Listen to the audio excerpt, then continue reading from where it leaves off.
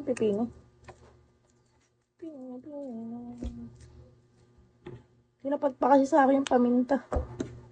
Hi, Kay. Musta na, Ambo? Okay na siya. Magulo na ulit.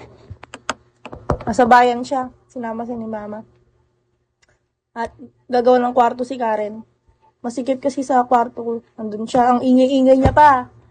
Nakakainis. Ang ingay-ingay. Bigla na lang sumisigaw na gano'n. Tapos magigising ka.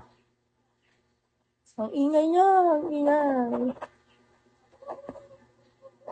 Tapos, minsan, uuwi ng madaling araw. Ayan, magigising ako.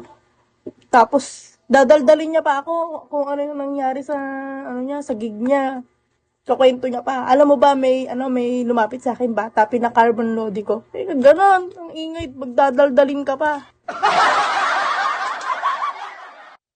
Imbis na patulog ka na eh. Dadaldalin, magigising ka pa. Puyat malala. May, sanay na sanay sa puyat. Nagigig kasi siya. Hi, Scott. Scott ba to? Isa yun. Yun na yun. Kai! Paras tayo ng name.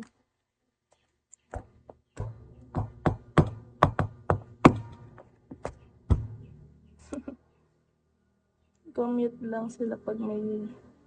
Oo. Inatid siya ni Pogi. O kaya ni Papa. Pag dito lang sa namin, sa lugar namin. Pero kapag malalayo, sa Tarlac, ganun, may sila. May motor sila. Kotse, nirerentahan. Ganun. Maguto. Na na na na na na na na na na tut tut. Naiinip ako. Hoy, asan na ba isang cellphone ni Kiana? Gagi, may may poster ako. Kanina ko lang, ginawa, ang tawag doon? Pa-epal. Pinopost niya yung ko, yung mga video ko sa Facebook. Nakakainis. Sa sa FB.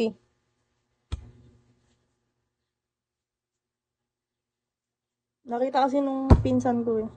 Akala niya ako daw yun. Mas famous pa siya sa akin. Tara. Loki nga lang yung ko eh. Yung Facebook ko eh. Kwan lang yung friends ko doon, 116. Tapos siya, 5K. Taray. Taray niya. Baka pagkamalan pa akong ako yung fake eh. Busy. Oo. Nadadami ata kay Karen. Masyado na kasing sikat. Hi, Jomi. Tapos nung kailan ba yun? Gumala kami ng mga kaibigan ko noon eh.